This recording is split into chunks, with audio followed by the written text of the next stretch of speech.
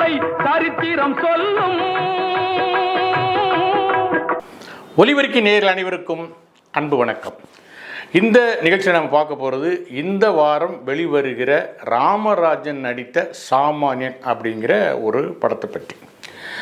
ராமராஜன் ஒரு காலத்தில் வெள்ளி விழா நாயகனாக இருந்தவர், கிராமத்து நாயகனாக வளர்ந்தவர், ஏராளமான படங்களில் நடித்தவர். கிட்டத்தட்ட அவர் இதுவரைக்கும் 44 படங்களில் நடிச்சிருக்காரு. இப்போ வந்திருக்கிற சாமானியன் 45வது படம். அவருடைய வெற்றிகளுக்கு இளையராஜாவோட இசை பெரிய பக்கபலமாக அப்போ இருந்திருக்கு. இளையராஜாவுக்காக படம் ஓடிச்சா, ராமராஜனுக்காக படம் ஓடிச்சான்னு ஒரு பட்டிமன்றமே நடத்துகிற அளவுக்கு இவங்க 2 பேரும் சேர்ந்து பெரிய ஹிட்டுக்கள்லாம் கொடுத்துருக்குறாங்க. ஏற்கனவே ராமராஜன் ஒரு இயக்குனராக இருந்து நடிகரானவர். இந்த விஷயங்கள்லாம் உங்களுக்கு தெரியும். ரொம்ப அப்புறம் அரசியலுக்கு போனார், எம்பி ஆனார், அப்புறம் அரசியலை விட்டு விலகினார், அப்புறம் ஒரு ஆக்ஷனில் சிக்கினார். இப்படி பல பிரச்சனைகளுக்கு பிறகு ரொம்ப வருஷத்துக்கு பிறகு இப்போ அவர் நடிச்சிருக்க படம் தான் சாமானியன். அவருடைய ரீஎன்ட்ரி எப்படி இருக்குது அப்படிங்கிறத இந்த நிகழ்ச்சியில் நம்ம பார்ப்போம்.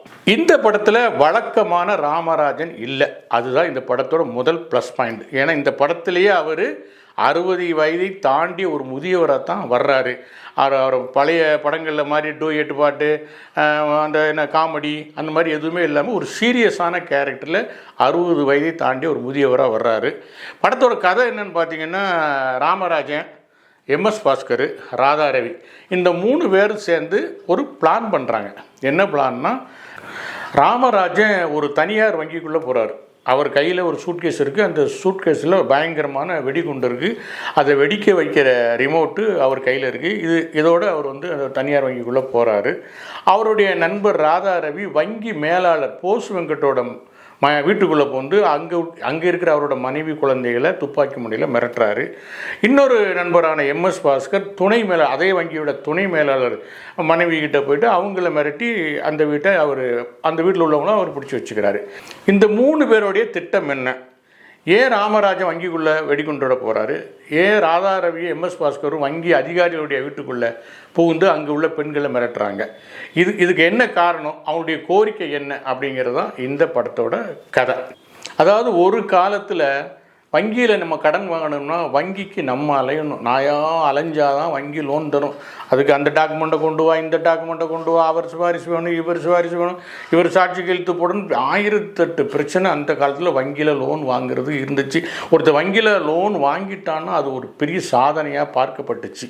ஆனால் இன்றைக்கி வங்கி நம்மளை துரத்துது. வங்கி கடன் வாங்க, அந்த கடன் வாங்க, இந்த கடன் வாங்க, பர்சனல் லோன் வாங்க, இல்லை ஹோம் லோன் வாங்க, ஜுவல் லோன் வாங்கின நம்மளை போட்டு வங்கிகள் டார்ச்சர் பண்ணுது. இந்த மாற்றம் எப்படி உருவாச்சு? இதில் என்ன, நம்ம முன்பு கடன் வாங்கினதுக்கு இப்போ கடன் வாங்கினதுக்கு என்ன வித்தியாசம்? இந்த விஷயத்தை தான் இந்த படம் பேச வருது. தனியார் வங்கிகள் கடன்கிற பேரில் எல்லாரையும் கூப்பிட்டு அவனுடைய தகுதிக்கு மேலே அவனுக்கு கடனை கொடுத்து அவனை சரியாக கட்ட முடியாதவனை ஆக்கி அவனை டார்ச்சர் பண்ணி வாழ்நாள் ஃபுல்லாக அவனுடைய உழைப்பை சுரண்டுகிற தனியார் வங்கிகளுடைய இன்றைய நிலைமையை தான் இந்த படம் தோல் உரிச்சு காட்டுது. இப்போ உங்களுக்கு ஓரளவுக்கு கதை புரிஞ்சிருக்கும். இதை தாண்டி நம்ம கதையை சொல்ல வேண்டியதில்லை. ராமராஜன் ரொம்ப எளிமையாக தன்னுடைய கேரக்டருக்கு என்ன தேவையோ அதை கச்சிதமாக அவர் கொடுத்துருக்காரு. அவர் பிரமாதமாக நடிக்கிறதெல்லாம் சொல்ல முடியல. ஆனால் இதற்கு முந்தைய படங்களில் ஒப்பிடும்போது, அவர் முன்னாடி நடித்த படங்களை ஒப்பிடும்போது இதில் நிஜமாகவே உண்மையிலே யதார்த்தமான ஒரு வயதான தகப்பனாக ரொம்ப அற்புதமாக நடிச்சிருக்காரு.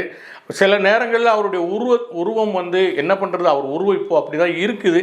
இருந்தாலும் அந்த காலத்தில் இப்படி இருந்தவர் இப்படி இருக்கிறாரே அப்படிங்கிற ஒரு ஆதங்கம், வருத்தம் மனசுக்குள்ளே சில காட்சிகள் ஏற்படத்தான் செய்யுது. ஆனாலும் அவர் அவருடைய நடிப்பை யாரும் குறை சொல்ல முடியாது. அவருடைய நண்பர்களாக வருகிற ராதாரவியும் சரி, எம்எஸ் பாஸ்கரும் சரி, அவங்களுக்கு கொடுக்கப்பட்ட வேலையை கச்சிதமாக கொடுத்துருக்காங்க. அதில் எம்எஸ் பாஸ்கர் தெத்துப்பல் வச்சு பூ விழுந்த கண்ணு வச்சு பிரமாதமாக நடிச்சிருக்காரு. இந்த 3 பேரோட திட்டத்துக்கு பின்னாடி ஒரு பிளாஷ்பேக் இருக்குது. அந்த பிளாஷ்பேக்கில் திண்டுக்கல் லியோனுடைய மகன் சிவகுமார், நக்ஷாஸ்வரன் நடிச்சிருக்காங்க. அந்த பிளாஷ்பேக் என்னவாக இருக்கும் அப்படின்னு உங்களால் யூகிக்க முடியுது. அதுதான் பிளாஷ்பேக்கில் இருக்குது. அவங்க 2 ஓரளவுக்கு திருப்திகரமான நடிப்பை கொடுத்துருக்காங்க. இந்த படத்தை டைரக்ட் பண்ணியிருக்காரு யாருன்னா ரகேஷ் அப்படின்னு ஒருத்தர். அவர் இதுக்கு முன்னாடி ரமேஷுங்கிற பேரில் தம்பிக்கோட்டை, மறைந்திருந்தே பார்க்கும் மர்மம் என்னங்கிற படங்களை இயக்கினார். இந்த படத்தை அவர் இயக்கியிருக்காரு. அங்கங்கே ராமராஜனோட டச், அதாவது வந்து ராமராஜன் ஒரு காட்சியில் வந்து இப்போல்லாம் வந்து பாட்டு பாடிலாம் பால் கறக்க முடியாதுப்பா, இப்போல்லாம் டெக்னாலஜி வந்துருச்சு, அதுக்குன்னு மிஷின் வந்துருச்சு அப்படின்னு சொல்கிறாரு. அப்புறம் அந்த செண்பகமே அப்படிங்கிற மாட்டை வளர்க்குறாரு. இளையராஜா அந்த செண்பகமே பாட்டை ஒரு சின்ன ஃபீட்டு போட்டிருக்காரு. ஆக அவருடைய கடந்த படங்களை நினைவூட்டுற சில விஷயங்கள் அங்கங்கே தூவி இருக்கிறது வந்து நல்ல சுவாரஸ்யமாக இருக்குது. அப்புறம் இளையராஜா, ஒரு காலத்தில் இளையராஜாவும் ராமராஜனும் சேர்ந்தால் அது அந்த படம் வந்து ஒரு இசை சாம்ராஜ்யத்தை உருவாக்கும், இசை மாயாஜாலத்தை உருவாக்கும். ஆனால் இந்த படம் அப்படி எந்த மாயாஜாலத்தையும் உருவாக்கலை. ஏதோ இளையராஜா பின்னணி இசையை நம்ம பேரை கெடுத்துடக்கூடாது அப்படின்னு சொல்லிட்டு கொஞ்சம் பின்னணி இசையில் அக்கறை செலுத்தியிருக்காரு. அப்புறம் தன்னுடைய பழைய பாட்டையே திரும்ப போட்டு ஒப்பேற்றி சுருட்டி கொடுத்துருக்காரு. மற்றபடி அவர் இந்த படத்துக்காக ரொம்ப மெனக்கடவெல்லாம் இல்லை.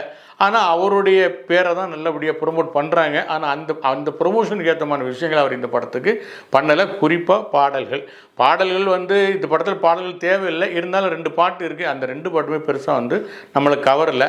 அப்புறம் வந்து அருள் செல்வனோட ஒளிப்பதிவு.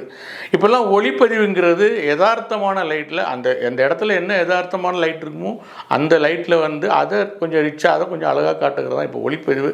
ஆனால் இவர் வந்து நல்லா எல்லா பக்கமும் நல்ல பவர்ஃபுல் லைட்டை போட்டு பளிச்சுன்னு எடுத்திருக்காரு.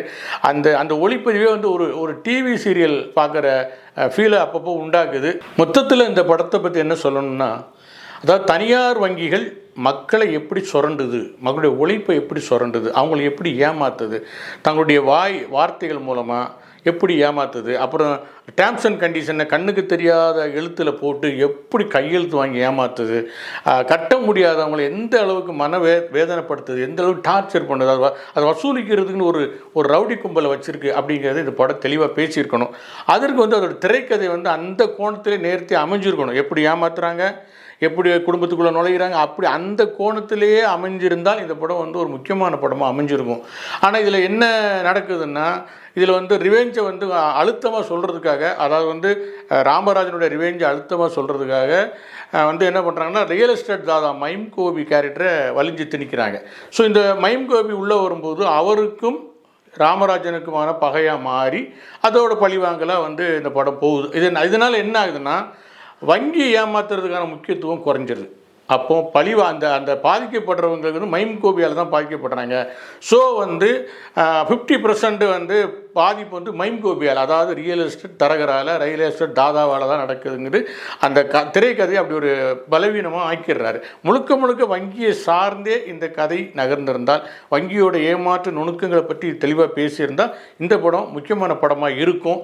இருந்தாலும் கூட இந்த மாதிரியான இந்த காலகட்டத்துக்கு தேவையான ஒரு விழிப்புணர்வை இந்த படம் ஏற்படுத்தியிருக்கிற வகையில் இந்த படம் இன்றைக்கி முக்கியத்துவம் பெறுது. அதோடு நம்ம கிராமத்து நாயகர் ராமராஜன் வந்து ரொம்ப வருஷங்களுக்கு பிறகு பெரிய திரைக்கு வந்திருக்கிறாரு. அவருக்கு இது ஒரு சரியான ரீஎன்ட்ரி படமாகவும் அமைஞ்சிருக்கு. இந்த படத்துக்கு ஒலிபரிக்கையோட நட்சத்திர மதிப்பீடு 3. நன்றி நேயர்களே. உண்மையை பேசுவோம், அதை உறக்க பேசுவோம். இந்த நிகழ்ச்சி உங்களுக்கு பிடிச்சிருந்தா லைக் பண்ணுங்கள், ஷேர் பண்ணுங்கள், சப்ஸ்கிரைப் பண்ணுங்கள். நன்றி, வணக்கம்.